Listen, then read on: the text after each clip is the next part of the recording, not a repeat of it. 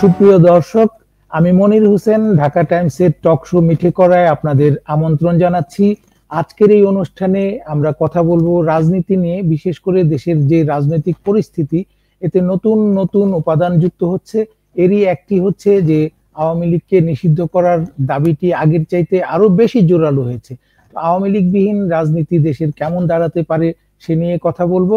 এই কথা বলার জন্য আমাদের সাথে দুজন অতিথি যুক্ত হচ্ছেন। তাদের একজন হচ্ছেন বিশিষ্ট সাংবাদিক, সিনিয়র সাংবাদিক এবং রাজনীতি বিশ্লেষক এম এ আজিজ ভাই। আজিজ ভাই, আপনাকে স্বাগত জানাচ্ছি এই অনুষ্ঠানে। ধন্যবাদ ধন্যবাদ। আরেকজন হচ্ছেন জাতীয় পার্টির অতিরিক্ত মহাসচিব ব্যারিস্টার শামীম হায়দার পাটোয়ারি। আপনারা নিশ্চয়ই ওনাকে খুব ভালোভাবেই চেনেন, টক শোর নিয়মিত মুখ এবং খুব স্পষ্ট বক্তা। আপনাকেও স্বাগত জানাচ্ছি এই অনুষ্ঠানে। যেটি আমরা শুরুতেই বলছিলাম যে আজকে আমরা আলোচনা করব দেশের রাজনীতি নিয়ে।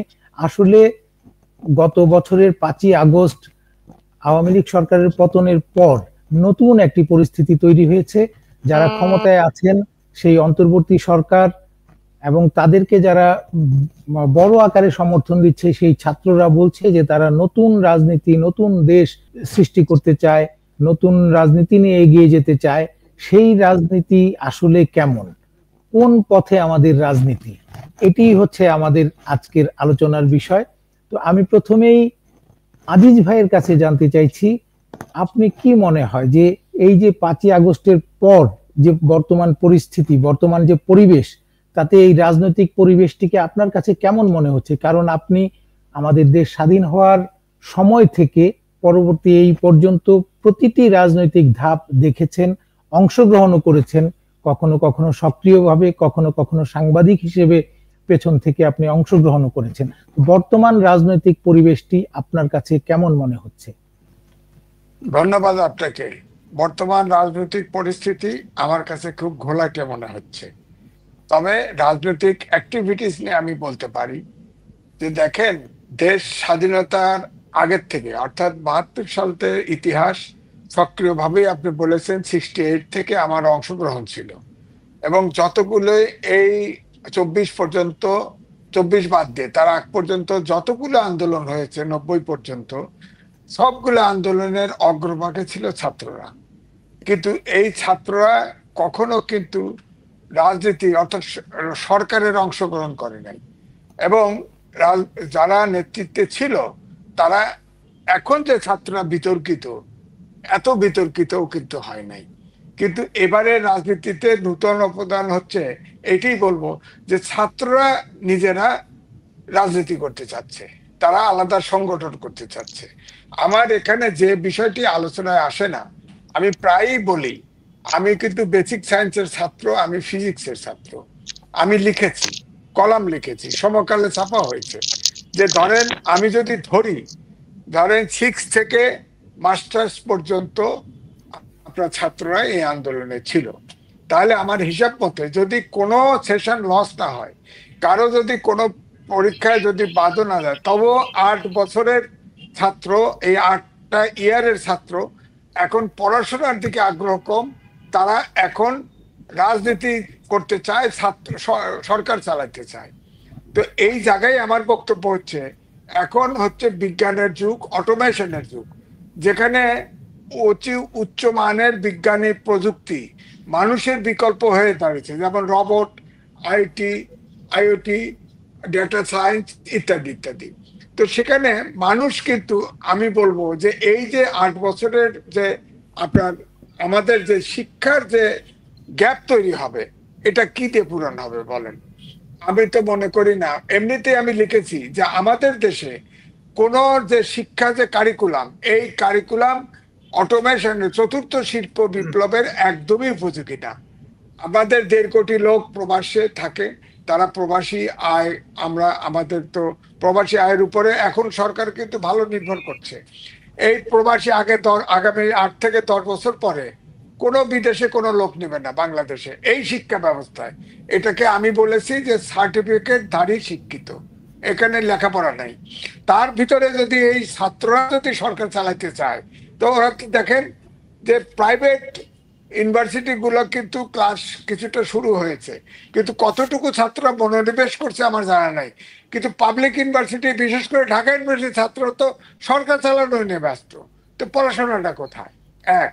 দুই হচ্ছে যে এখন অন্তর্বর্তীকালীন সরকারের প্রধান ডক্টর মোহাম্মদ ইউনূস, তিনি 1-11-এর সময় কিন্তু তিনি রাজনীতি করতে চেয়েছিলেন, তিনি একটা দল করতে চেয়েছিলেন, তার ডাকে কেউ সাড়া পায় নাই, তখন তিনি ছেড়ে দিয়ে বলেছে আমি এটা আমার কাজ না, কয়ে তিনি বিদেশ চলে গেছেন। এখন তিনি বলছেন যে ছাত্ররা রক্ত দিয়েছে, ছাত্ররাই তাদের এই রক্তের লক্ষ্য তারাই পূরণ করতে পারবে, রাজনীতি খারাপ, রাজনীতি সম্পর্কে বলছে এই রাজনীতিটা এটাকে ব্যাহত করে ফেলতে পারে। অর্থাৎ এই ছাত্র সংগঠনটা করা হচ্ছে, আমি বলবো যে যেহেতু অন্তর্বর্তীকালীন সরকার প্রধান ফিনান্সিয়াল টাইমসকে ইন্টারভিউ দিয়ে কথা বলেছে ছাত্ররা সংগঠন করবে, এবং ছাত্রদেরকে খুব প্রশংসাও করেছেন তিনি, তারাই সরকার ভালো চালাতে পারবে। অর্থাৎ এটাও কিন্তু একটা কিংস পার্টি হতে যাচ্ছে, এবং এটার অভিজ্ঞতা থাকা দরকার। আমি আগেও বলেছি, এখনো বলছি, আমরা ছাত্রদের রাজনীতির যে নতুন দল হতে যাচ্ছে এটা নিয়ে আরো বিস্তারিত আলোচনার জন্য পরবর্তীতে প্রশ্ন রাখবো। এখন আমি জানতে চাইছিলাম সামগ্রিক যে পরিবেশটা, এটার একটি দিক হচ্ছে ছাত্রদের ক্ষমতায় থাকা এবং ক্ষমতা পরিচালনা, সরকার পরিচালনা করতে চাওয়া, আরেকটি যে অন্যান্য দলগুলির মধ্যে যে পরিবেশটা, আপনি অতীতে জামাতে ইসলামীকে রাজনীতি করতে দেখেছেন, বিএনপিকে রাজনীতি করতে দেখেছেন, বাম দলগুলিকে রাজনীতি করতে দেখেছেন, অতীতের তুলনায় এখনকার তাদের রাজনীতি করার পরিবেশটা, আর আওয়ামী লীগ তো মাঠেই নেই, সেই পরিবেশটা কিরকম মনে হচ্ছে আপনার কাছে? সবাই কি নিজেদের মতো করে রাজনীতি করতে পারছে? না, সবাই নিজেদের মতো না। আসলে আমার মনে হয় রাজনীতিটা দুই ভাগে পোলারাইজ হচ্ছে। আওয়ামী লীগ মাঠে নাই, এবং আজকে নাহিদ ইসলাম, যিনি ছাত্রদের সংগঠনের সম্ভবত প্রধান হতে যাচ্ছে, তিনি বলেছেন সময় মতো সে রিজাইন করবে এবং আওয়ামী লীগকে আইনি পদ্ধতিতে নিষিদ্ধ করবে। আমার মনে হয় যে আওয়ামী লীগ নিষিদ্ধ করা হবে, তো এখানে একটা নতুন পরিস্থিতি তৈরি হবে। আমার কথা হচ্ছে রাজনৈতিক দল, ধরেন আওয়ামী লীগ নিষিদ্ধ করার ক্ষেত্রে কোন দল কিন্তু সরাসরি সাড়া দিচ্ছে বলে আমার কাছে মনে হয় নাই।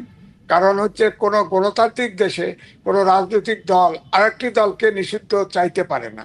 যেমন 14 দল চেয়েছিল জামাতকে নিষিদ্ধ করার, এই জন্য কিন্তু 14 দলের অবস্থা আওয়ামী লীগের মতোই হয়েছে।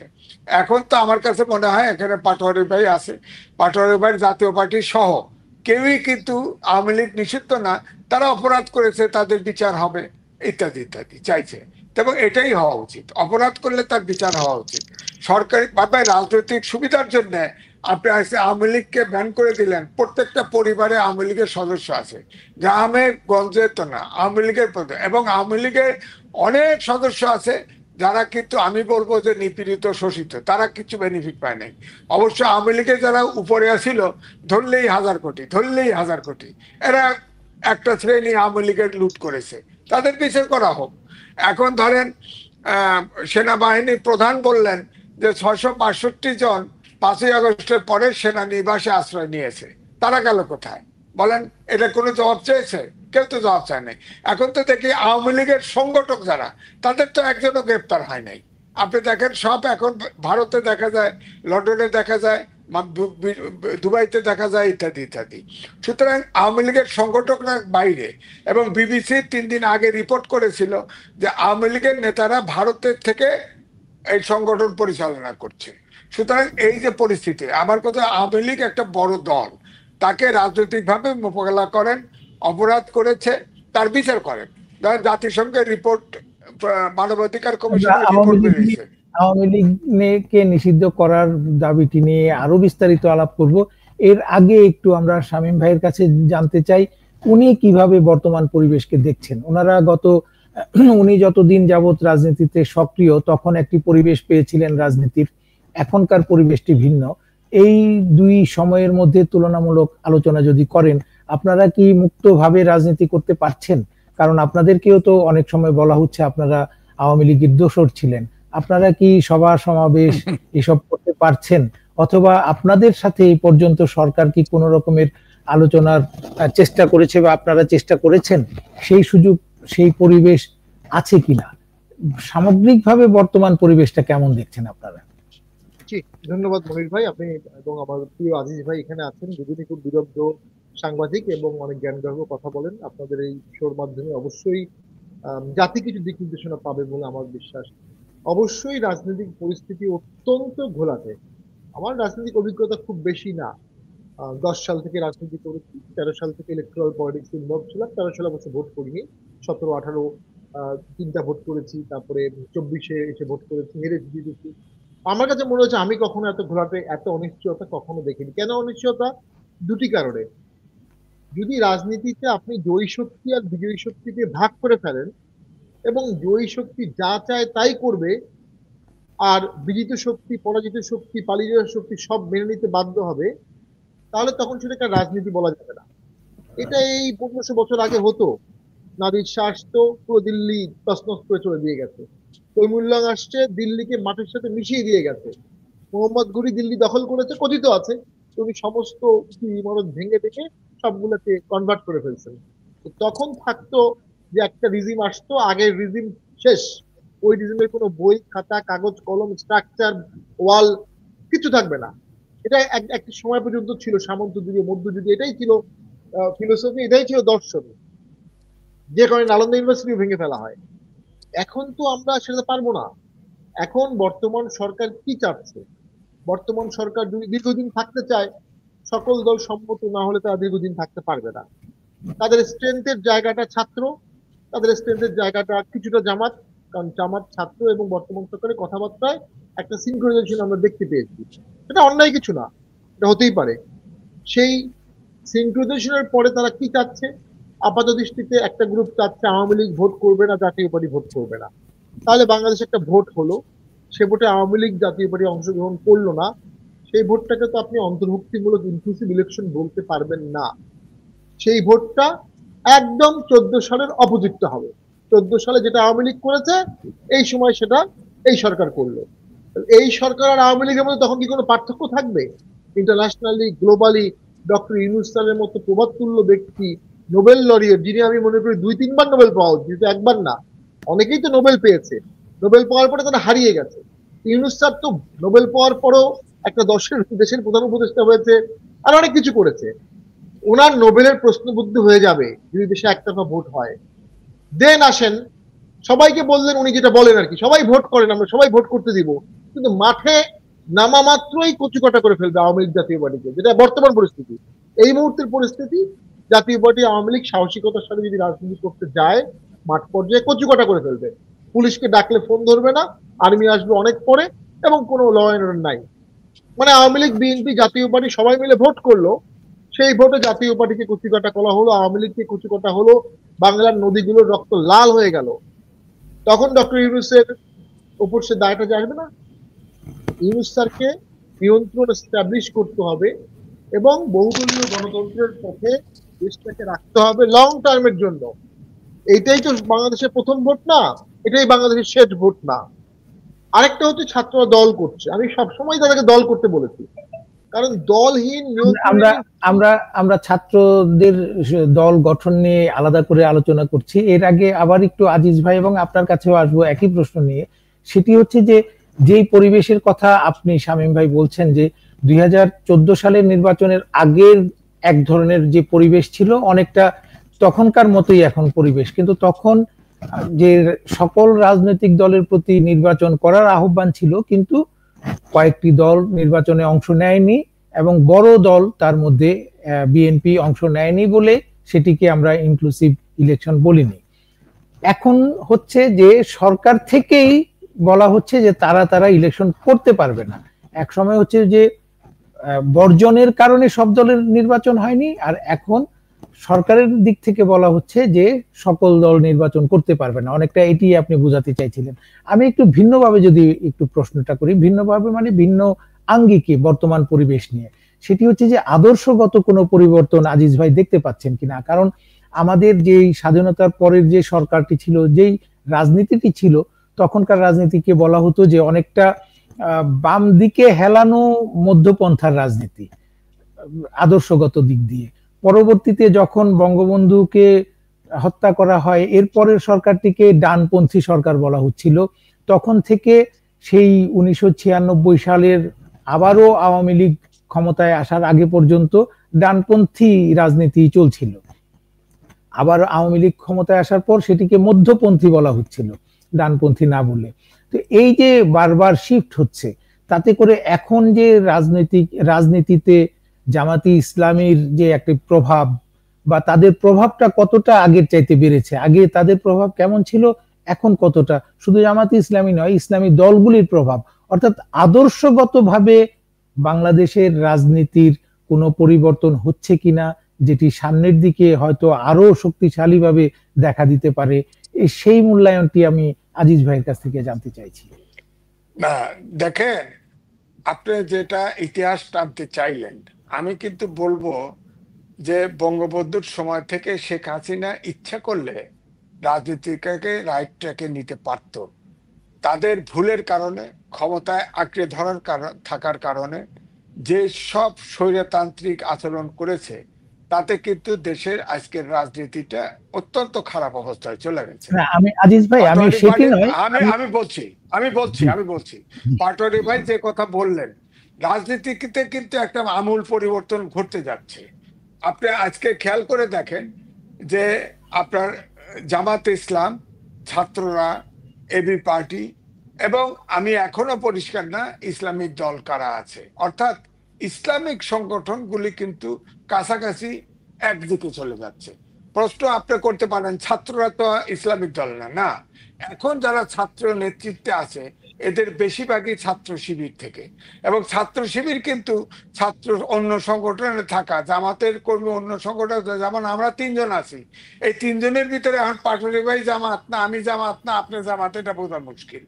যেমন দেখেন না যে ছাত্র 5 তারিখের পরে ঢাকা ইউনিভার্সিটির ভিসি যখন ডাকলো যে ছাত্রদের সাথে মিটিং, তখন ফট করে একজন উঠে দাঁড়া বললো যে আমি ছাত্র শিবিরের ঢাকা ইউনিটের শাখার সাধারণ সম্পাদক।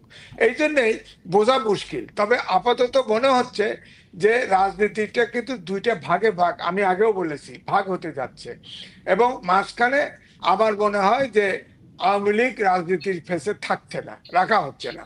এতে করে আমি মনে করব যে আলটিমেটলি রাজনৈতিক ভ্যাকুয়াম তৈরি হওয়ার সমূহ সম্ভাবনা, এবং এই ভ্যাকুয়াম তৈরি কিন্তু ভ্যাকুয়াম থাকবে না, অন্য পক্ষ অন্য কেউ এটা পূরণ করবে। আমি এইটাই দেখতেছি যে রাজনীতিবিদদের জন্য অমিনিশার সংকেত। হ্যাঁ, আবার মনে হচ্ছে যে ধরেন বিএনপি বলেন যে হ্যাঁ অনেক দেশ হয়তো বিএনপি নিয়ে রিজার্ভেশন আছে, তারপরেও সমর্থন করে, কিন্তু আমার দৃষ্টিতে জামাতের কিন্তু সেই সমর্থন নাই। আর জামাতের ভিতরে ঢুকে গেছে যে তারা এবারে যেহেতু মুক্ত ইয়ে পেয়েছে, পরিবেশ পেয়েছে, তারা খুব বিচরণ করছে যে তারা ইসলামিক পন্থী দলগুলো নিয়ে ক্ষমতা যাবে, কিন্তু তাদের ভোট কিন্তু ফিক্সড। যত যাই বলেন, এমপি নির্বাচিত হলে অর্ধেকের বেশি ভোট পেতে হবে। এই ধরনের আপনার 2বার ইলেকশনে তারা একবার ইন্ডিপেন্ডেন্ট, 2বার ইলেকশন করছে, একবারে 3টে সিট পেয়েছে, আর একটা সিট পেয়েছে, এবার নেই 10টাই পেল, তার বেশি পাবে না, অর্থাৎ খেলবে ভালো, গোল হবে না। এই জন্য তারা কিন্তু ইসলামিক দলগুলি ছাত্রদেরকে নিতে চাচ্ছে, কিন্তু ছাত্ররা এখন স্টিগমাটাইজ হয়ে গেছে। ছাত্রদের যারা নিবে তারাই তাদেরই জামানত বাজেয়াপ্ত হবে এবার, আমার ধারণা। কারণ ছাত্ররা আপনি দেখেন ইতিমধ্যে ছাত্রদেরকে আমাদের গ্রাম দেশে বলে যে আক্কেল দাঁত, অর্থাৎ পিছনের দাঁতটা না ওঠা পর্যন্ত বুদ্ধি হয় না। আপনি খেয়াল করে দেখেন, একটা উপদেষ্টা ছাত্র সে 6 দিনে 18 বার হেলিকপ্টার দৌড়াইছে, 20,000 টাকার কম্বল দিছে, আপনার 36 লক্ষ টাকা স্কয়ারের হেলিকপ্টার ভাড়া করে মিনিস্ট্রির থেকে ওই ভাড়া পরিশোধ করছে। আপনি বলেন তো, সে তো নিজেকেও সেভ করতে পারে নাই। এটা গরিবের টাকা না? এটা অডিট হবে না? কেউ যদি ধরেন কোনো কারণে এই ছাত্ররা ক্ষমতায় যেতে পারলো না, অডিট হলে তো সে নিজেকে সেভ করবে কি করে বলেন আপনি? তারপরে আবার দেখেন মিরপুরে খাল কাটতে গেছে, সেখানে আগে স্টিল স্ট্রাকচার করছে, তারপরে রেড কাটতে। এগুলি সবই হচ্ছে ছাত্রদের যে প্রভাব বা এই ইস্যুতে। আমি আদর্শের কথা বলছিলাম আজিজ ভাই আপনাকে, ওই যে আমরা কি সরাসরি ইসলামী বা ধর্মীয় রাজনৈতিক আদর্শের দিকে যাচ্ছি বাংলাদেশ, নাকি মধ্যপন্থার যে উদার ধর্মীয় একটি রাজনীতি আমাদের দেশের না, উদার আমার গণতান্ত্রিক মনে হয় ব্যবস্থা সেটাতেই থাকছি, নাকি আমার চরম ডানপন্থী হয়ে যাচ্ছি আমরা? না, আমার মনে হয় আমি আপনাকে বুঝাতে পারিনি। আমি বলছি রাজনৈতিক বলয় দুইটা হচ্ছে, একটা ইসলামিক দল, আর জি। একটা হচ্ছে যেহেতু বিএনপি আপনার সরি আওয়ামী লীগ নিষিদ্ধ হতে যাচ্ছে, আজকে তথ্য উপদেষ্টার কথা শুনেই আমি বললাম। আর পাটোয়ারি বাইরে ইলেকশনে থাকতে পারে কিনা বা থাকবে কিনা জানি না। তো তাহলে তো আপনার এর ভিতরে দুই ভাগ, যারা আন্দোলনে ছিল তাদের ভিতরেই দুই ভাগ, এবং একটি এক ভাগ হলো ডানপন্থী ইসলাম, আর একটি ধর্মীয়। একটা একটা না না ডান, ডান ডুন বুঝি না, ডান আওয়ামী লীগও ডান, ডান জি জি, এখন বিএনপিও ডান। হ্যাঁ, আমি এই আমি কারণেই আমি বলছি। বলবো ইসলামপন্থী জি, আর ডান আর লেফট সমন্বয়ে একটা একটা দল, কারণ একটা বিএনপি একটা এবং বামপন্থীরা আছে না, তাদের সাথে আছে তো। জি। এখন প্রশ্ন হলো এই জায়গা, যখনই ইসলামপন্থীরা যদি সক্রিয়, আলটিমেটলি সক্রিয় হয়ে যায় এবং ঐক্যবদ্ধ হয়ে যায়, সেখানেই আমি বলছি নির্বাচনটা আদৌ হয় কিনা সন্দেহ আছে। এটা হলো আমার পরিষ্কার। এক হলো আওয়ামী লীগকে নিষিদ্ধ করা হবে, একটা নৈরাজ্যকর পরিস্থিতি তৈরি হতে পারে। দুই হলো জাতীয় পার্টি ইলেকশনে যায় কি যায় না এটা নিয়ে ভাবতে হচ্ছে। দ্বিতীয়টা হচ্ছে যে দেশে যে রাজনৈতিক যদি জামাত অর্থাৎ ইসলামপন্থীরা আপনার দেখা যায় যে ফোরফ্রন্টে এসে গেছে, তখন কিন্তু বিশ্বর সাপোর্ট উল্টাপাল্টা হয়ে যাবে। এবং আমাদের দেশে প্রত্যেকটা নির্বাচনে কিন্তু বিদেশি শক্তি কিন্তু মাথা নাক গলায়, কেউ দৃশ্য তো দেখে, কেউ দেখে না, কিন্তু এটা গলাবে। সুতরাং তখন কিন্তু রাজনৈতিক ভ্যাকুয়াম তৈরি হওয়ার সম্ভাবনা, এবং এই ভ্যাকুয়াম যদি তৈরি হয়, তাহলে আমি তো বললাম রাজনৈতিক শূন্যতা তৈরি হলে তো শূন্য থাকবে না, তখন তো আসসালামু আলাইকুম এই এই এই দিতে পারে, শূন্যতাটা পাইতে পারে। কারা কারা পূরণ করবে, আরো স্পষ্ট করে আপনার কাছ থেকে জানতে চাইবো। এর আগে একটু একই প্রশ্নের যদি একটু জানতে চাই শামীম ভাইয়ের কাছে, যে আপনি কেমন ভাবে দেখেন যে বাংলাদেশ কি ক্রমশ তার যে মধ্যপন্থার রাজনীতি, মধ্যপন্থার গণতন্ত্র, চরম ডান নয় চরম বাম নয়, মধ্যপন্থার একটি গণতন্ত্র অনুসরণ করে আসছিল, বা এটি ডান দিকে হেলানো মধ্যপন্থার হলেও ডান দিকে হেলানো আওয়ামী লীগ সহ সবাই, সেদিক থেকে কি বাংলাদেশ সরে যাচ্ছে কিনা, ধর্মীয় রাজনীতির দিকে সরে যাচ্ছে বলে মনে হয় কিনা? আপনার কাছে কি মনে হয়, আদর্শগত শিফট হচ্ছে কিনা? কি ধন্যবাদ। আমার মনে হয় 72 বা 71 থেকে আজ পর্যন্ত ইসলামিক দলগুলোর দৃশ্যতা বা শক্তি প্রদর্শন এই মুহূর্তে সর্বোচ্চ। আম, এবং যেহেতু 17 বছর তারা আবার 16 বছর আওয়ামী লীগের বিরুদ্ধে যুদ্ধ করেছে একটা বড় অংশ ইসলামী দল, এবং করে তারা জয়ী হয়েছে, এই বিজয়ের একটা আস্ফালন তো থাকবেই। এই বিজয়ের ফলে যে ওয়াজ মাহফিল করা হবে সেখানে 5 লাখ 10 লাখ 15 লাখ লোক হচ্ছে, জামাত মিটিং করলে সেখানে 10 লাখ লোক হচ্ছে, তাদের জনপ্রিয়তা একটু হলে বেড়েছে, সাংগঠনিক কাঠামো বেড়েছে, উৎসাহ উদ্দীপনা বেড়েছে। কিন্তু দুটি ব্যাপারে আমি আজিজ ভাইয়ের সাথে একটু ডিফার করব। একটা হচ্ছে ইসলামিক দলগুলো কি সব এক হবে, হয়েছে কখনো? আদৌ কি এটা সম্ভব?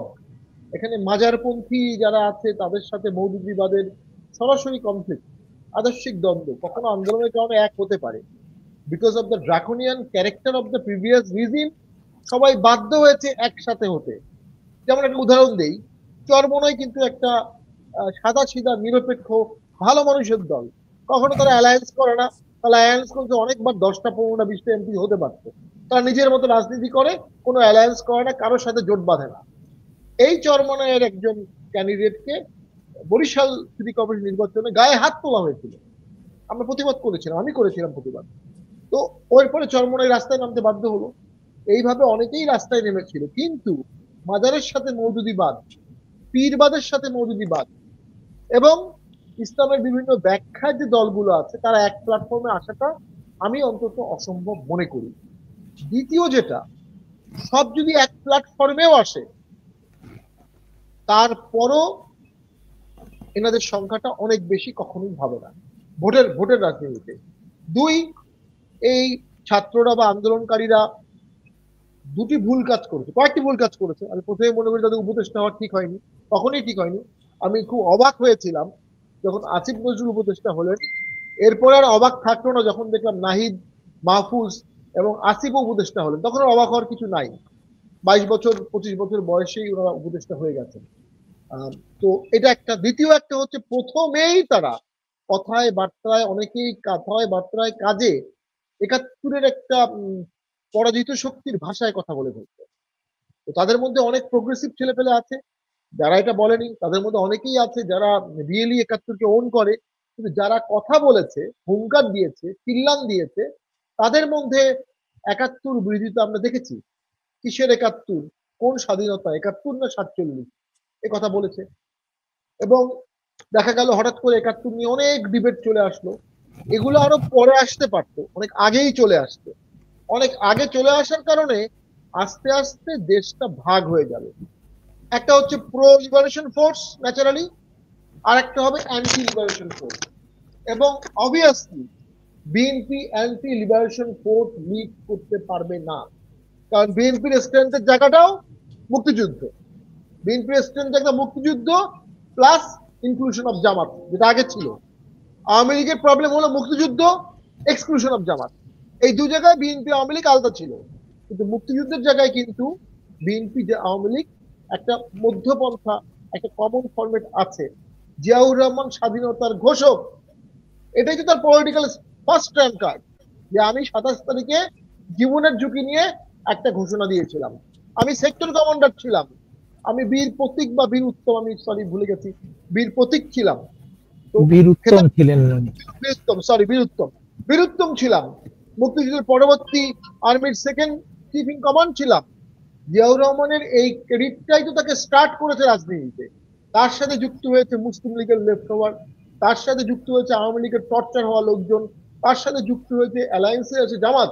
কিন্তু মূল ভিত্তি তো ওই জায়গা থেকে বিএনপি সরে যাবে না, ওই জায়গা থেকে আওয়ামী লীগও সরে যাবে না, ওই জায়গা থেকে জাতীয় পার্টিও সরে যাবে না। ভবিষ্যতে যেটা ঘটবে, যদি এভাবেই আস্ফালন হতে থাকে, যদি এভাবেই বিজয়ী শক্তির একাংশ চাপিয়ে দিতে থাকে, অদূর ভবিষ্যতে দেখবেন ৭১-এর সপক্ষে সমস্ত দল এক হয়ে গেছে। তখন বাকি যারা থাকবে তারা চরমভাবে মার্জিনালাইজ হয়ে যাবে এবং তারা স্পেস পাবে না। তাদের জন্য যেটা দরকার, এই মুহূর্তে আলোচনা করে ছাত্রদের জন্য একটা সীমিত স্পেস দিয়ে দেওয়া দরকার, যে তোমাদের ভোট যাই হোক, তোমাদের সংসদে এতজনকে আমরা আনবো, নট মোর দ্যান দ্যাট। তোমার ৩০০ জায়গায় হানা দিয়ে কোনো লাভ নেই। তোমাদের ক্যাম্পাসে বড় নেতা হলেই তুমি কনস্টিটিউয়েন্সি বা নোবডি, তোমার কনস্টিটিউয়েন্সি কেউ চেনে না। তোমার কনস্টিটিউয়েন্সিতে অলরেডি আওয়ামী লীগের ৩ জন, বিএনপির ৩ জন, জাতীয় পার্টির 2 জন রেডি হয়ে আছে। সেখানে কোনো পার্টির সাপোর্ট ছাড়া ভোট করলে তুমি 5th হবা, 6th হবা, 7th হবা হয়তোবা। তুমি আলোচনার মাধ্যমে তোমার কিছু পথ খুলে নাও। আর তুমি কোন দল করো স্পষ্ট করে বলো। তুমি যদি জামাত করো ফাইন, তুমি জামাত করো। তুমি যদি বামপন্থী করো ফাইন, বামপন্থী করো। তুমি জামাত করিয়া জামাত করবা না, বামপন্থী করিয়া বামপন্থী করবা না। ঠিক এইরকম একটা অবস্থানে জনগণ কিন্তু এই অবস্থানটাকে পছন্দ করে। আমি শেষ করে দিচ্ছি, এটার জন্য দরকার একজন মুরব্বী, একজন পলিটিক্যাল গার্জিয়ান, যিনি সকল দল, বিএনপি, জামাত, আওয়ামী লীগ, জাতীয় পার্টি, ছাত্র, এদের মধ্যে এই অ্যারেঞ্জমেন্টটা করে দেবে। এটা শুনতে খারাপ লাগবে, সামনের ভোটটা ভোটের আগেই কাগজে কলমে হওয়া উচিত। সামনের ভোটটা মাঠে ছেড়ে দেওয়া যাবে না, রক্তপাত হবে ব্যাপক হারে এবং অনেক উল্টাপাল্টা হয়ে যাবে। আমি মনে করি এই লিডারশিপটা ডক্টর ইউনূস স্যার এখনো নিতে পারেন, আগেও নিতে পারতেন। কিন্তু উনি যদি বলেন যে ছাত্ররা চাচ্ছে না, কেউ চাচ্ছে না, ওনাকে কি চায়, উনি কি চাচ্ছেন এটা আমাদের জানতে হবে।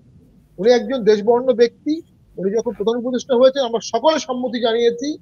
উনি কি চাচ্ছেন ওনার মুখ থেকে আমরা শুনতে চাই। আপনার কি চান? আপনি কি অন্তর্বর্তী ইলেকশন চান নাকি চান? আপনি কি রক্তপাত চান নাকি চান না? আপনি যদি রক্তপাতহীন একটি অন্তর্ভুক্তিমূলক ইলেকশন চান, তাহলে যেটা আমি বললাম সকল দলকে দেখে কাগজে কলমে বন্দোবস্ত, এটা আপনাকে করতে হবে।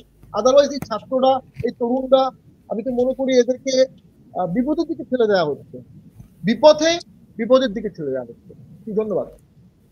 এটি একটি ইস্যু যে ছাত্ররা, আপনার যে পরামর্শ সেটি হচ্ছে যে ছাত্রদের জন্য কিছু আসন হয়তোবা রেখে দেওয়ার যেত, সেটি জামাতের দিক থেকে হোক, বিএনপির দিক থেকে হোক, অন্য দলের দিক থেকেই হোক, যে তোমরা এতটি আসনে হয়তো নির্বাচন করবে, এই আসনগুলি তোমাদের। তো তারা তো একটি নতুন রাজনৈতিক দল করতে যাচ্ছে, সেই রাজনৈতিক দলটির ক্যারেক্টার কেমন হতে পারে বলে তাদের এখনকার তৎপরতা দেখে মনে হচ্ছে? অর্থাৎ তাদের ক্যারেক্টার বলতে আমি আদর্শের কথা বলছি, যেই অতীতের যে বামপন্থী নাকি ধর্মীয়পন্থী নাকি বিএনপির মতো মধ্য ডানপন্থী, কেমন হতে পারে? আজিজ ভাই, আপনি যে এর আগেও প্রসঙ্গটি তুলেছিলেন যে তাদের অনেক ছাত্র নেতারা নানা রকমের কথা বলছে, সেই কথা থেকে কি মনে হয় এই ছাত্রদের রাজনৈতিক দলটি আদর্শ কেমন হতে যাচ্ছে বলে আপনার মনে হয়? না দেখেন, আমি পাটোয়ারি ভাইয়ের কথার সাথে একটু সফটলি দ্বিমত পোষণ করি। ছাত্রদেরকে ভাগ করে দেওয়ার মানে আমি মনে করি একদমই বিপক্ষে। কারণ এই ছাত্ররা এক একজন যে উদাহরণ তৈরি করেছে, ধরেন মাস্টার মাইন্ড যে, সে তো আপনার কি আপনার হিমালয় পর্বত থেকে পাদদেশ থেকে সবটারে বাংলা করতে চাইছে, তারপরে আবার একদিনের ভিতরে তার ইয়ে উঠায় নিছে। আবার আমি যে দুটো উদাহরণ দিলাম, তো এই ছাত্রদেরকে কোঠা রাখলে আপনি যে ভাষায় কথা বলে, যে ল্যাঙ্গুয়েজে কথা বলে, হ্যাঁ, ৭২-এর সংবিধান কবর দেওয়া হবে, এরে উঠায় এরে নামায়, এরা যদি সংসদে ৫ জন ১০টা সিটও দেন, এই ১০ দিনের তাফালিং এ তো আপনার এই পাটোয়ারি বাইরে তো সংসদে পৌঁছতে পারবে না। তার এই বুদ্ধিভিত্তিক কথা কে শুনবে? এত শোনা তাফালিং করে সংসদ থেকে বাইর করে ইলেকশন করুক, তাদের জামানত বাজেয়াপ্ত হবে, আমি গ্যারান্টি দিচ্ছি। প্রত্যেকটার জামানত বাজেয়াপ্ত হয়ে তারা ঘরে যাক। জেনারেশন গ্যাপ হয়ে যাচ্ছে ৮ বছরের। এই শিক্ষা ব্যবস্থা ধ্বংস করা যাবে না। এইসব ছেলে ইনমেচুর ছেলে, যাদেরকে এখন আমি বলছি যে আক্কল দাঁত হয় নাই, নিজেদেরকে নিজেরা প্রোটেকশন দিতে পারবে না, তাদেরকে দেশ চালানোর দায়িত্ব কি করে দিবেন আপনি? সুতরাং তারা সংগঠন করতে চাচ্ছে, আপনি ইলেকশন করেন। আপনি ভাবেন যে বড় পুরানো যে দলগুলি আছে, ধরেন আওয়ামী লীগ, জাতীয় পার্টি, বিএনপি, জামাত ইসলাম, এদের কি হবে? জামাত ইসলাম যে জায়গায় গেছে, এতদিন আপনার বিএনপির আমব্রেলার ভিতরে ছিল, এখন এখান থেকে ৫ তারিখের পরিবর্তনের পরে তারা ভাবছে যে তাদের বিচরণ করার সুযোগ পেয়ে গেছে, তারা ভাবছে যে তারা এখন মুক্ত, তারা এখন সব ইসলামিক দল। এখানে পাটোয়ারির সাথে আমি একমত যে জামাতের গুগল সার্চ দিয়ে দেখেন ৭৯টা ইসলামের সেক্ট আছে। এই জন্য মুসলমানরা কোথাও ঐক্যবদ্ধ হতে পারে না। যদিও আমি মুসলমান, আপনি দেখেন ওআইসি নিষ্ক্রিয় বিকজ অফ দিস। আপনার কোন দেশ দেখেন মিলতে পারে না, ওআইসি অ্যাক্টিভ হতে পারে না। ধরেন এই জন্যই বলছি যে আপনার ছাত্রদেরকে সংগঠন করতে দেওয়া উচিত, এবং ছাত্ররা নির্বাচনে যাক, জামাতের সাথে যায় যাক, যার সাথে খুশি যাক, এবং ভোট হোক। আমার কথা হলো ইউনূস সাহেব পরিষ্কার ভাবে বলুক ডিসেম্বরে নির্বাচন হতে পারে। কেন ডিসেম্বরের ভিতরে হবে কথা বলতে পারে না, রোডম্যাপ দিতে পারে না, নির্বাচন দিতে পারে না। আগে বলছে সবাই নির্বাচনে অংশগ্রহণ করবে, এখন দেখতেছি আওয়ামী লীগ নিষিদ্ধ হবে। আওয়ামী লীগ নিষিদ্ধ হলে তো জাতীয় পার্টি নিষিদ্ধ না হলেও দেখা যাবে ঠ্যাঙা ইলেকশনের বাইরে দিয়ে দিবে। তো তাহলে আপনি যদি দল গণতান্ত্রিক দেশ মনে করবেন, আবার নির্বাচনে অংশগ্রহণ করবেন না, বিচার আপনি ধরেন এই যে জাতিসংঘের রিপোর্ট, কত ভয়াবহ রিপোর্ট, এ পর্যন্ত ৬ মাস পার দিছে, একটা চার্জশিট পর্যন্ত ট্রাইব্যুনালে জমা দিতে পারেন নাই। আপনি বলেন, বিচার করেন, আপনি অপরাধ করেছে বিচার করেন। এই জাতিসংঘের রিপোর্টে আপনি আওয়ামী লীগকে ব্যান করতে পারেন, আওয়ামী লীগকে নিষিদ্ধ করতে পারবেন, আপনি এটার ভিত্তিতে বিচার করতে পারবেন না কেন? বিচারটা আগায় না কেন? এখানে কি মতলব? আপনি সাবের হোসেন রিমান্ডে ছিল, তার বিরুদ্ধে ৬টা হত্যা মামলা ছিল, এক হেয়ারিংয়ে বের পেয়ে গেল। কারণটা কি? পৃথিবীতে আছে নাকি? পাটোয়ারি ভাই বলুক না যে একটা হিয়ারিং এ একটা রিমান্ডের আসামি, আবার ৬টা হত্যার মামলার আসামি এক হিয়ারিং এ মুক্তি পাওয়া যায়। এরকম কেমনে পাইছে এটা তো জানি, আমরা এখন বলতেছি না, জানি তো, আমরা জানি। আপনি দেখেন প্রথমে এই সরকার এসে পিচ্চি আনলান যত সন্ত্রাসী সব রিলিজ করে দিছে, এখন এগুলোকে পাওয়া যায় না, সব জায়গায় সন্ত্রাস হচ্ছে। আপনি দেখেন অর্থনীতি একদম তলায় চলে গেছে, আইন শৃঙ্খলা বাহিনী নাই, প্রশাসন নাই, অর্থাৎ এই সরকার দেশ চালাতে পারছে না। আমি বলবো যদি ডিসেম্বরেও নির্বাচন রাজনীতিবিদরা ঠেলে নিয়ে যায়, তাহলে দেশটা কিন্তু আপনার ফেল স্টেটের মুখে চলে যাবে। সেই দেশ রাজনৈতিক নির্বাচন করে যদি যারাই ক্ষমতা আসুক, সেই দেশ টেনে তোলাও মুশকিল। আর যেভাবে বিভাজন হচ্ছে Islamic versus BNP and left, তাতে করে আমি কিন্তু বলছি ইসলামিক দল যদি এজ ওভার হয় তাহলে এই দেশে কিন্তু নির্বাচন হবে বলে আমার কাছে মনে হচ্ছে না। আর ডক্টর ইউনূসের মনে কি আছে এখনো পরিষ্কার হওয়া যাচ্ছে না। সুতরাং নির্বাচন আদৌ ডিসেম্বরে হয় কিনা এটা নিয়েও কিন্তু সন্দেহ আছে। জনমনে আপনি জিজ্ঞেস করে দেখেন, কেউ ডিসেম্বরে নির্বাচন হবে এই কথাটা কেউ বলে যে অবশ্যই হবে, এই কথাটা কেউ বলে না, বলে হইতে পারে, হইতে পারে। হ্যাঁ, তো এই হতে পারে ভিতরে তো হতে পারে না। আপনি রোডম্যাপ দিয়ে দেন। আপনি ডিসেম্বর কত, আপনি ধরেন জামাত ইসলাম অনেকগুলো সংস্কার প্রস্তাব দিয়েছে, বিএনপি সব দলের সাথে আলোচনা করে ৬২টা সংস্কার প্রস্তাব দিচ্ছে, সেখানে হয়তো আওয়ামী লীগ নাই, জাতীয় পার্টি নাই, বুঝলাম, কিন্তু সংখ্যাগরিষ্ঠ দলের প্রস্তাব আছে। আপনাকে সেটাকে বেসলাইন ধরে আপনি সংস্কারের দিকে এগিয়ে যেতেন।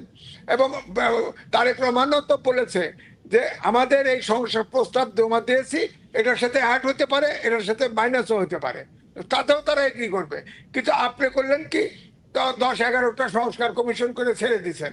এখন কেউ বিদেশি ব্রিটিশ নাগরিক ওত দিছে, সে সংবিধান সংস্কার করে, বলেন আমেরিকান নাগরিক, সে আমেরিকান নাগরিক প্রত্যাহার করেছে, সেখানে সে ওত বাউন্ড, আমেরিকার ইন্টারেস্ট দেখবে, সে কি করে বাংলাদেশের সংবিধান করে বলেন আপনি? প্রথম শর্ত আমার বক্তব্য, এক মুক্তিযুদ্ধ করে দেশ স্বাধীন হয়েছে, এখন অন্য দেশের লোক এসে আমার সংবিধান করে দিবে? সংবিধান সংস্কার করেন। সংবিধান রিরাইট হচ্ছে না, সংবিধান আগে বলছে না ছাত্ররা এই ৭২-এর মুজিববাদী সংগঠন, পরে আবার জিয়াবাদও বলছে, এগুলোকে সব কবরে দিয়ে দেওয়া হবে।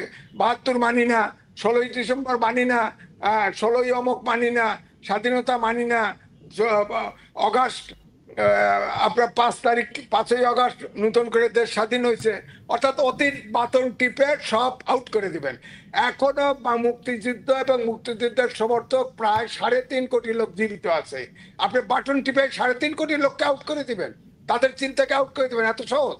অর্থাৎ আমি বলছি যে দেশটা এখন রাজনৈতিক ক্রাইসিসে, বাকশাল হওয়ার পরে যে ক্রাইসিসটা তৈরি হয়েছিল তার চাইতেও ভয়ঙ্কর ক্রাইসিস হতে যাচ্ছে। এই ক্রাইসিসে আমি বলবো যদি ডিসেম্বরের ভিতরে যদি পরিষ্কার, এখন আজকে বৈঠক হচ্ছে রাজনৈতিক দলের সাথে, এই বৈঠকে যদি সমাধান না হয় তাহলে আপনি শিওর থাকেন রাজনৈতিক শূন্যতা তৈরি হবে এবং রাজনীতিবিদদের হাতে এই দেশ থাকবে না, আমি গ্যারান্টি দিলাম, যদি এই বৈঠক ফেল করে। এবং আমি বলছি নাহিদ ইসলাম যে কথাটা বলছে আজকে টেলিভিশনে, আমি তার ভয়েস শুনেছি যে আওয়ামী লীগকে আপনার আইনের মাধ্যমে জাতিসংঘ যে রিপোর্ট দিচ্ছে এটার উপরে ভিত্তি করে আইনের মাধ্যমে নিষিদ্ধ করা হবে।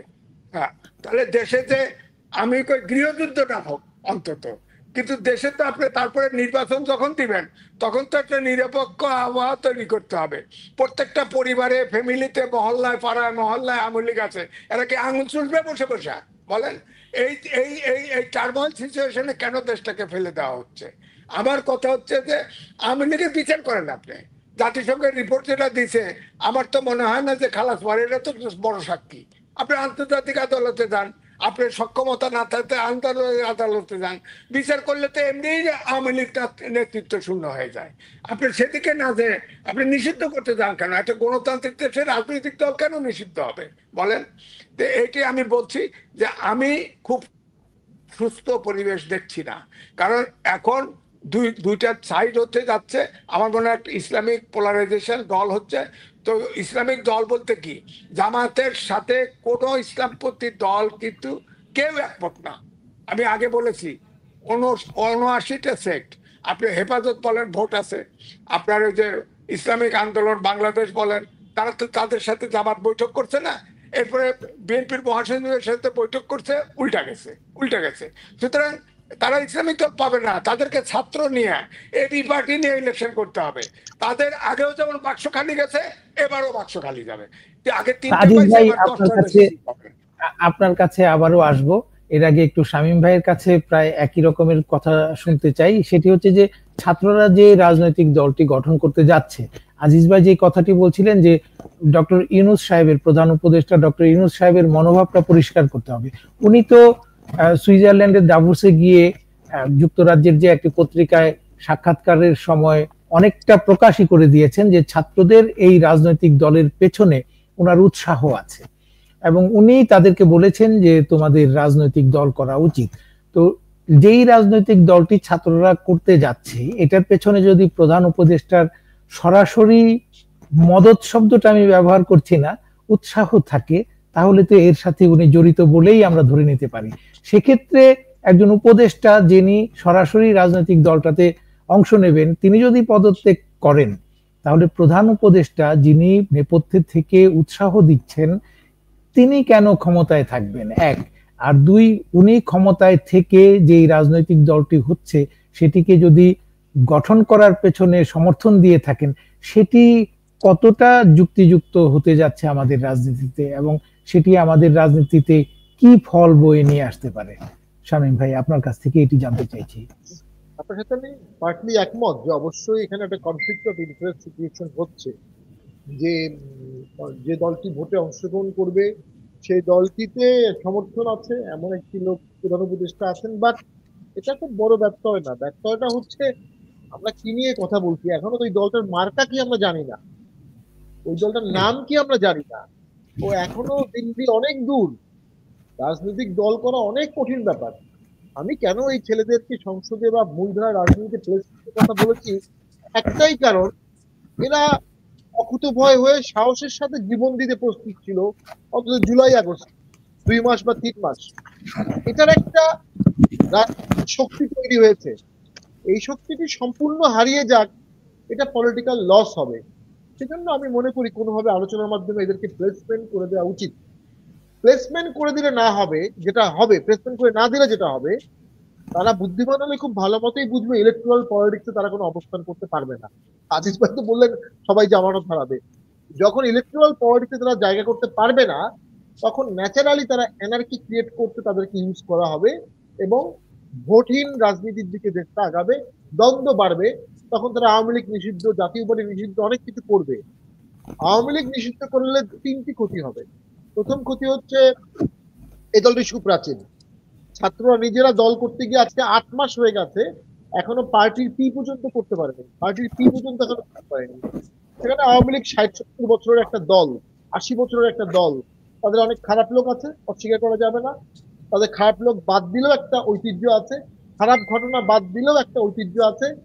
সেই ঐতিহ্য নিয়ে তাদেরকে রাজনীতি করতে না দিলে যেটা হবে, তারা একসময় অস্ত্র হাতে নেবে, আজব কানক। তারা একসময় রেবেল গভর্নমেন্ট হবে, তারা একসময় বলবে যে আমরা রাজনীতি করতে চেয়েছি, ভোট করতে চেয়েছি, আমাদেরকে জাস্টিফাই করা হয়নি, আমাদেরকে স্পেস দেওয়া হয়নি। অর্থাৎ গৃহযুদ্ধ, অর্থাৎ বাংলাদেশ খান খান হয়ে যাবে। এক ভাগ থাকবে আওয়ামী লীগের, এক ভাগ থাকবে বিএনপির, এক ভাগ থাকবে জামাতের, এক ভাগ থাকবে পাহাড়ির, এক ভাগ থাকবে আরাকান আর্মির। কি হবে এটা? বোঝাই যায় কি হবে, কি হয়েছে অতীতে। সেখান থেকে শিক্ষা নিয়ে একটা অন্তর্বর্তী ইলেকশন, আর কিছু বাংলাদেশে এখন দরকার না, আর কিছু এই সরকার করতেও পারে। যদি আমি ব্যক্তিগতভাবে মনে করি এই সরকার এই ফরম্যাটে ভোট করতে পারবে না। ভোট করতে গেলে 30,000 সেন্টারে অন্তত 15 লক্ষ লোকের মোবিলাইজেশন লাগে, 15 লক্ষ সরকারি লোকের মোবিলাইজেশন লাগে। এটার যে ম্যানেজমেন্ট, এটার যে স্কিল, এটার যে দক্ষতা, এটার যে এক্সপিরিয়েন্স, সেটা এই গভর্নমেন্টের নাই, এবং এটা এই গভর্নমেন্ট অর্জনও করতে চাচ্ছে না। অন দ্য আদার হ্যান্ড, এই গভর্নমেন্ট ইলেকশন দেরি হলেও খুশি হচ্ছে, যে দেরি হলে আমরাই যে ক্ষমতায় থাকবো, হেলিকপ্টারে ঘুরবো, অসুবিধা কি? কিন্তু আসলে ব্যাপারটা তা কখনোই হবে না। ইলেকশন দেরি হলেও ফরম্যাট চেঞ্জ হয়ে যায় গভর্নমেন্টের। ডক্টর ইউনূস স্যারকে সবাই যেহেতু আমরা মুরব্বী মেনেছি, তাকে একটা সমাধান এখনই আনতে হবে। এবং উনি কিন্তু নেলসন ম্যান্ডেলা হতে পারেন।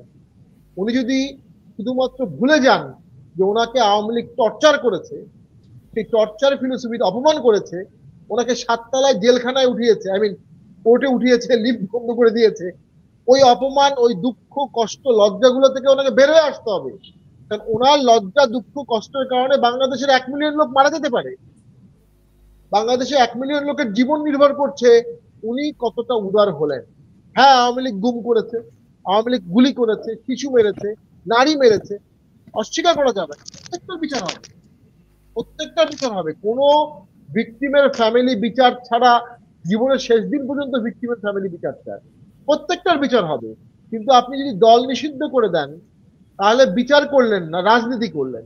যখন আপনি রাজনীতি করবেন, তখন যে দলটা নিষিদ্ধ হলো তারা কিন্তু হত্যার বিচার থেকে সাময়িক রক্ষা পেয়ে পলিটিক্সে ঢুকে গেল, এবং তারা তখন গেরিলা যুদ্ধ করবে। সেই ক্ষেত্রে বাংলাদেশে কি হবে, এটা তো এক্সিওমেটিক। জিওপলিটিক্সও তাই বলে। যারা দেশ চালাচ্ছেন তাদেরকে তো 60 বছর অতীত দেখে বুঝতে হবে। আরেকটা কথা শেষ করে দিই, কি লজ্জার বিষয়, কি দুঃখের বিষয়, কি কষ্টের বিষয়, দেশ আমাদের, মানুষ আমাদের, সবাই ভাত খাই। এটা তো ইন্ডিয়া না যে কেউ রুটি খায় কেউ ভাত খায়, কেউ ইডলি খায় কেউ দোসা খায়, সবাই ভাত খাওয়া জাতি আমরা। আমাদের দেশের রাজনীতি, আমরা তাকায় থাকি নরেন্দ্র মোদী আর ট্রাম্পের মিটিং এ কি বলা হলো। দেশ আমাদের, জনগণ আমাদের, রক্ত আমাদের, মাটি আমাদের, পানি আমাদের, সেনাবাহিনী আমাদের, তাকিয়ে থাকি বিদেশে। আগেও তাই ছিল কিছুটা, এখনো আবার তাই হলো। ডক্টর ইউনূস স্যার সবাইকে ডেকে একটা ঐক্যমত করলে আজকে এই বিদেশের দিকে তাকানোর কারো প্রয়োজন হতো না। উনি সকলকে নিরাপত্তা দিত, সকলকে পাশে নিত। হ্যাঁ, উনি ছাত্রদেরকে প্রথম সারিতে বসাতো, আমাদের কোনো আপত্তি নেই। উনি দ্বিতীয় সারিতে আমাদের বসাতো, আমাদের কোনো আপত্তি নেই। ওরা রক্ত দিয়েছে, ওরা সামনে থাকুক। কিন্তু ভাগ করে ফেললেন, কাউকে ডাকলেন, কাউকে ডাকলেন না। জাতিসত্তা বিভাজিত হয়ে গেল। এবং কোন কোন অংশটা ভাগ করে ফেললেন? মুক্তিযুদ্ধের সপক্ষের অংশটাকে। এদেশে এখনো অনেক মুক্তিযোদ্ধা আছে, তাদের ছেলে মেয়ে আছে, তাদের একটা অংশে আন্দোলনে অংশগ্রহণ করেছে।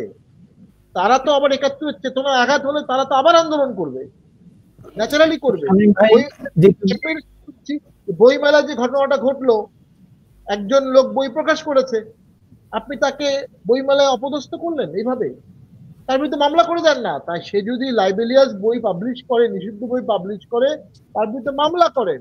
কিন্তু আপনি গিয়ে on the spot quick justice করতে গেলেন। তার মানে একটা মত প্রকাশের স্বাধীনতা নাই, বই প্রকাশের স্বাধীনতা নাই। পুলিশ তাকিয়েছিল, পুলিশকে ধাক্কা মেরে, পুলিশকে মাইট দিয়েও তাকে মারা হয়েছে, আমি ভিডিও দেখলাম। পুলিশের কিচ্ছু করার নাই। এই অবস্থায় কি ভোট করতে পারবে একটা সরকার, যে বইমেলা একটা প্রকাশকের নিরাপত্তা দিতে পারে না? সে কিভাবে আপনার 300 আসনে 3000 প্রার্থী নিরাপত্তা দিবে? এটা আমাদের কিভাবে ভোটারদেরই বা নিরাপত্তা দেবে? আর আপনি যেটি বলছিলেন, জি, যে আপনি যেটি বলছিলেন যে আওয়ামী লীগকে যদি নিষিদ্ধ করা হয় তাহলে দেশ গৃহযুদ্ধের দিকেও এগিয়ে যেতে পারে, অর্থাৎ সহিংসতার আশঙ্কা করছেন। অন্যদিকে আজিজ ভাই বলছিলেন যে আওয়ামী লীগকে নিষিদ্ধ করা হলে যে ভ্যাকুয়াম তৈরি হবে, যে শূন্যতা তৈরি হবে, সেটি কিন্তু কোনো না কোনো ভাবে পূরণ হবে। আজিজ ভাইয়ের কাছ থেকে এটি ওই সময় আমরা বিস্তারিত জানতে চাইনি, কিভাবে পূরণ হতে পারে? আপনি কি সরাসরি সামরিক বাহিনীর চলে আসাকে ইঙ্গিত করছেন, নাকি অন্যভাবে অন্য কোনো রাজনৈতিক শক্তি সেই জায়গাটি নেবে, সেরকম কিছু মনে করছেন? অর্থাৎ আওয়ামী লীগের লোকজন বিএনপিকে সমর্থন করবে এরকম, নাকি সেনাবাহিনী সরাসরি চলে আসবে সেই অশূন্যতা পূরণ করতে? আমি রাজনৈতিক শূন্যতা পূরণ হয় রাজনীতিবিদদের দিয়ে। তো এখানে যা দলগুলি আছে তার ভিতরে তো জাতীয় পার্টি অপোজিশন ছিল, জাতীয় পার্টি করার কথা, সেটা তো হচ্ছে না। আপনি তো নিশ্চয়ই পাটোয়ারি ভাইয়ের কথা শুনছেন, জাতীয় পার্টি। সুতরাং আমাদের তো একটা রিজার্ভ ফোর্স আছেই, সেখান থেকেই পূরণ হবে, এছাড়া তো বিকল্প আমি দেখি না। হ্যাঁ, তো সুতরাং আমি এই জন্যই বারবার বলার চেষ্টা করছি যে যদি রাজনীতিবিদরা সমঝোতায় না আসতে পারে এবং ডক্টর মোহাম্মদ ইউনূস যদি তার অবস্থান পরিষ্কার না করে, তাহলে রাজনৈতিক শূন্যতা পূরণ হবে। এবং অবশ্যই শূন্যতা, যেহেতু রাজনীতির ভিতরে শূন্যতা, তৃতীয় কোনো ফোর্স নাই, সুতরাং আমাদের দেশের উত্তরপাড়া আছে, তারাই শূন্যতা পূরণ করবে। দেখবেন সবাই ওয়েলকাম করবে, জনগণ ওয়েলকাম করবে যে রাজনীতিবিদরা এক হতে পারে নাই, সবাই ওয়েলকাম করবে। আপনার খেয়াল রাখা দরকার, 1-11-এর সরকার যে আসছিল, দুই বড় দলের দুই নেত্রীকে জেলখানায় ঢুকাইছিল। তারপরেও আপনি ভালো করে খেয়াল করে দেখেন, 1-11-এর সরকারের সমর্থক কিন্তু এই জনগণের সংখ্যাগরিষ্ঠ জনগণ ছিল, কিন্তু তাদের অকর্মর কারণে, অকাজের কারণে, তারা নানান রকম চাঁদাবাজি টাজি অনিয়মের কারণে তারা কিন্তু আনপপুলার হয়ে গেল। এই সরকার দেখেন, একমাত্র আওয়ামী লীগ ছাড়া সব জনগণের, ছাত্র জনতার, রাজনৈতিক দলের সমর্থন ছিল। এত সমর্থন কোনো দল পায় নাই। অথচ আপনি এখন পপুলারিটি জাজ করেন না, এখন তো তারা তো প্রায় শূন্যের কোটায় চলে আসতেছে। ছাত্ররাও তাও বেসুরও কয়, কখনো পক্ষে কয়, কখনো পক্ষে কয় না। আবার ছাত্রদের কথা ঠিকই মানে, মাঝে মধ্যে দুই একটা বিএনপি বাগড়া দিছে, বড় বড় দল এত বড় দলকে বাদ দিয়ে পারে নাই, তখন তেমন প্রেসিডেন্টের পদত্যাগ চাইছে, হল ঘেরাও করতে, বঙ্গভবন ঘেরাও করতে গেছে, বিএনপি আপত্তি করছে, হয় নাই। 21-এ শহীদ মিনারে কি প্রোক্লেমেশন জারি করতে গেছে এককভাবে, সেটা হয় নাই। এইভাবে হয়ও নাই, কিছু যেখানে বিএনপি বাধা দিচ্ছে হয় নাই, এটা ঠিক। কিন্তু এখন যদি কোর্ট যদি আওয়ামী লীগকে নিষিদ্ধ করে, সেখানে তো বিএনপি কি করবে বলেন? তার জন্য তো বিএনপি আন্দোলন নামবে না। তখন যে ইলেকশনটা হবে, আবার বলবো আর এক ধাক্কা জামাতের বিজয় হবে, এইভাবে চিত্রিত করা হবে, করে তারপরে তারা আর একটা বুস্ট আপ পাবে। সুতরাং ওই বুস্ট আপ পরিস্থিতিতে দেশ কোথায় যায় রাজনীতি, আমি কিন্তু খুব শঙ্কিত। আমি শঙ্কিত, কারণ এই দেশ এখনো এককভাবে বা সহযোগীদের ফ্রন্ট করে এখনো জামাত ইসলাম ক্ষমতায় আসার মতো পরিস্থিতি তৈরি হয় নাই। হ্যাঁ, তারা বিএনপির আমব্রেলায় ছিল, নিরপেক্ষ নির্বাচন আলাদাভাবে নির্বাচন করে একবার 3 সিট আর একবার 1 সিট। আমি মনে করি ঘুরে ফিরে ওই বড় জোর 10টা সিট পাবে, তার বেশি পাবে না। খেলবে ভালো, গোল হবে না, অর্থাৎ ভোট সব জায়গায় কনস্টিটিউয়েন্সি পাবে কিন্তু সিট পাবে না, এটাই হবে। আর ছাত্ররা নির্বাচনে যাবে, সবগুলোই আমি টামি নির্বাচনে 3টে কিংস পার্টি করেছিল, একটি প্রার্থীর জামানত থাকে নাই। এই ছাত্রদের দশা তাই হবে, একজনেরও জামানত থাকে নাই। আমি মনে করি এই ছাত্রদেরকে বাঁচানো এখন আর কোনো রাস্তা নাই শিক্ষা বাঁচানোর জন্য, কারণ ইউনূস সাহেব এটাকে পৃষ্ঠপোষকতা দিছে এই ছাত্রদের সংগঠন করার। সুতরাং জনগণের দায়িত্ব, রাজনৈতিক দলের দায়িত্ব এখন এই ছাত্রদেরকে সংগঠন করতে দেওয়া এবং তাদেরকে ইলেকশনে ঢুকায় দেওয়া, দিয়ে জামানত বাজেয়াপ্ত করে যার যার ঘরে পৌঁছায় দেওয়া। এই ছাত্রদেরকে ধ্বংস করা যাবে না, ছাত্র ভবিষ্যৎ, এই ছাত্রদেরকে ধ্বংস হতে দেওয়া যাবে না।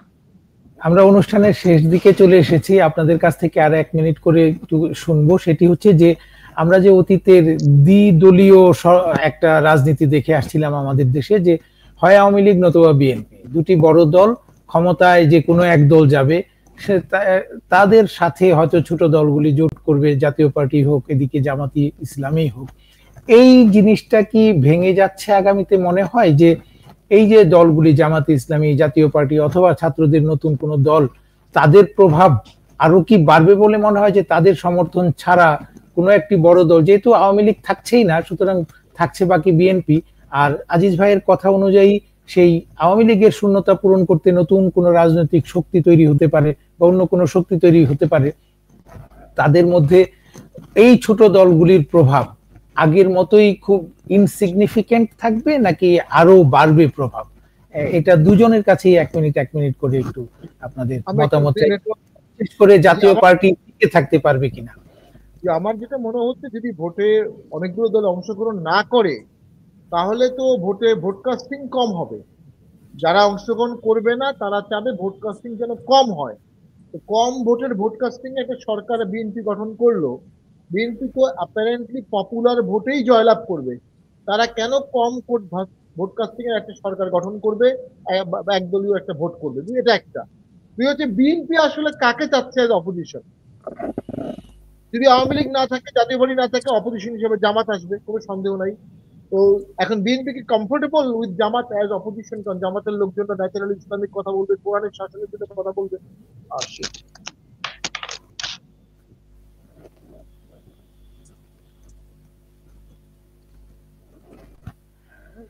সম্ভবত শামীম ভাইয়ের ফোনে কোনো ফোন এসেছে, উল্টা গেছে, উল্টে গেছে, উনি ফোন ধরতে ব্যস্ত। ওনার ফোন ঠিক হওয়ার আগে আজিজ ভাই আপনার কাছ থেকে এই প্রশ্নটির উত্তর জানতে চাই, যে জাতীয় পার্টি টিকে থাকবে কিনা, বাম দলগুলি টিকে থাকবে কিনা। দেখা গেল যে দেশের রাজনীতিতে শুধুমাত্র বিএনপি একদিকে আর জামাতে ইসলামী বিরোধী দল হিসেবে এই দুটি দলই টিকে রইল, এরকম কোন পরিস্থিতির দিকে যাচ্ছে কিনা? না, আওয়ামী লীগ নিষিদ্ধ হতে যাচ্ছে, সুতরাং এখানে ন্যাচারালি দেখবেন বিএনপি সরকার ফর্ম করবে, জামাত ইসলামী অল্প সিট নিয়ে তারা হয়তো বিরোধী দলে থাকবে, জাতীয় পার্টি থাকবে না। আর জাতীয় পার্টি ব্যক্তিগতভাবে এখানে পাটোয়ারি ভাই আছে, সব সময় এই আওয়ামী লীগকে স্বৈরাচার বানানোর দায় কিন্তু জাতীয় পার্টিরও আছে। তারা সবসময় সিট ভাগাভাগি করে থাকছে, অপোজিশনেও থাকে, সরকারেও থাকে। তারা অবনির্ভ পলিটিক্স তৈরি করছে বাংলাদেশে, তো এই স্বৈরাচার বানানোর সুযোগ করে দিছে। সুতরাং এই পরিস্থিতি তৈরি হয়েছে আওয়ামী লীগের ভুল রাজনীতির কারণে। এই পরিস্থিতি, আপনি যে দ্বিদল বললেন, আসলে দ্বিদলীয় সিস্টেমটা তৈরি হতে পারে নাই, আসলে তৈরি হয়েছে একটা, আমাদের দেশে বিরোধী দল কখনো হতে পারে নাই। সরকারি দল বিরোধী দল হলো গণতান্ত্রিক রাজনীতিতে ডান হাত আর বাঁ হাত। সরকারে যে গেছে তাই সে বিরোধী দলকে ধ্বংস করে দিতে চাচ্ছে। ধরেন এই 15টা নির্বাচনটা 3টে নির্বাচন হলো, আওয়ামী লীগ তো বিএনপিকে ইলেকশন করুক এটাই চায় নাই, এক দল করছে, এক দলের ইলেকশন করছে, নিজেরাই ভাগ করে করে করছে।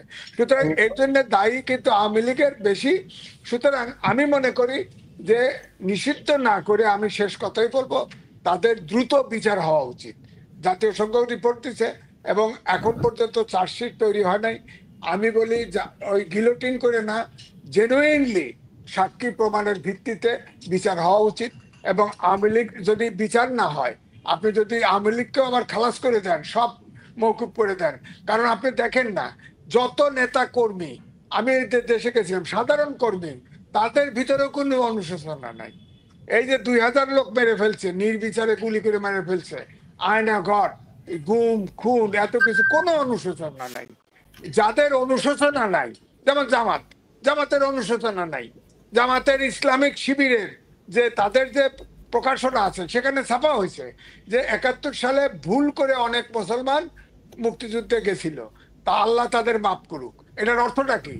অর্থাৎ জামাতে ইসলামের অনেককে আমরা বলতাম যে তারা তো স্বাধীনতার পরে জন্মগ্রহণ করেছে এবং জামাতের আমিরও তাই, অথচ দেখা যাচ্ছে এই জেনারেশনের জামাত যারা ছাত্র শিবির করে তারাও কিন্তু মুক্তিযুদ্ধকে অস্বীকার করে।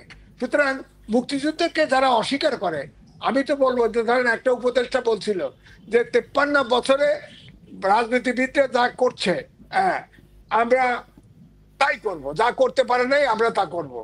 আমি একটা টক শোতে বলেছিলাম যে এই দেশ ওনার উপদেষ্টা, ওনার বাবা এই দেশ চান নাই, রাজনৈতিক দল এই দেশ এনেছে মুক্তিযুদ্ধ করে, এবং এই দেশ বাংলাদেশ হয়েছে বলেই তিনি উপদেষ্টা হতে পেরেছেন, নাহলে তিনি উপদেষ্টাও হতে পারতেন না।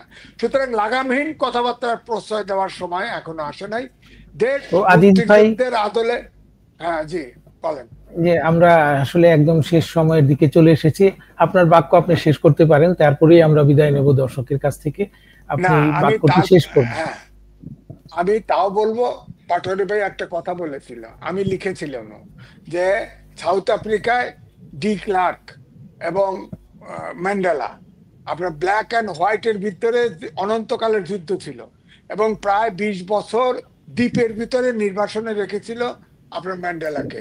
তারপরেও সে মুক্তি হওয়ার পরে রিকনসিলিয়েশন করে সবাই তবা করে দেশটাকে, ম্যান্ডেলাকে এক করেছিল। যদিও এখন এই অবস্থা নাই, কিন্তু দেশটা কিন্তু এক করেছিল। আমার মনে হয় যে দেশের সাথে আপনি খেয়াল করে দেখেন, শেখ হাসিনা পালিয়ে গেছে, কিন্তু ওই দেশের ভারতের পার্লামেন্টারি পার্টির বডি সিদ্ধান্ত নিয়ে তাকে আশ্রয় দিয়েছে। আমরা কোনো জাতীয় ইস্যুতে এক হতে পারি না। আমার দুটো কারণ, একটা হলো রাজনীতিবিদ, রাজনৈতিক দল, এক দলের আর দলের প্রতি অনাস্থা, আর হলো আমাদের শিক্ষা ব্যবস্থা 10 থেকে 12 প্রকার এবং সবাই মাস্টার ডিগ্রি পায় সব। এই 12 প্রকারের জাতি আমরা তৈরি করি। আজিজ ভাই, আমরা আরেকদিন আমরা আমাদের শিক্ষা ব্যবস্থা নিয়েও আলোচনা করব এবং নিশ্চয়ই আপনাকেও সেদিন আমন্ত্রণ জানাবো। আমরা শেষ প্রান্তে যেহেতু চলে এসেছি, এর মধ্যে আমাদের নেটওয়ার্ক জটিলতার কারণে ছিটকে পড়েছেন শামীম ভাই। শামীম ভাই ছিটকে পড়ার মানে এই নয় যে জাতীয় পার্টি ছিটকে পড়েছে। আপনি যেটি বলেছেন যে জাতীয় পার্টি থাকবে না, আমরা আশা করি না। আমরা আশা করি আমাদের এই দেশের রাজনীতিতে সবগুলি দলই থাকবে। আপনি এবং শামীম ভাই দুজনই একটি আশঙ্কার কথা বলছিলেন। শামীম ভাই আশঙ্কা করছিলেন যে আওয়ামী লীগকে নিষিদ্ধ করা হলে দেশে গৃহযুদ্ধের দিকে এগিয়ে যেতে পারে, আর আপনি বলছিলেন যে শূন্যতাটি তৈরি হবে আওয়ামী লীগকে নিষিদ্ধ করার পর, সেই শূন্যতা পূরণে এমন কোন শক্তি আসতে পারে যাদেরকে হয়তো কেউই আশা করে না। তো এই ধরনের পরিস্থিতি যাতে না হয় সেই আশা করেই আজকে আমরা বিদায় নেব। আপনাকে ধন্যবাদ জানাচ্ছি আমাদেরকে এই সময় দেওয়ার জন্য। আপনার মূল্যবান সময় থেকে আমাদেরকে অনেকটা সময় দিয়েছেন, এজন্য বিশেষভাবে কৃতজ্ঞতা। আর দর্শক, আপনারা যারা দেখছিলেন এতক্ষণ ঢাকা টাইমসের এই টক শো মিঠে করা, তাদেরকে আবারও আমন্ত্রণ জানাচ্ছি আগামীকাল একই সময় এই অনুষ্ঠানটি দেখার জন্য। সবার কাছ থেকে বিদায় নিচ্ছি। আল্লাহ হাফিজ।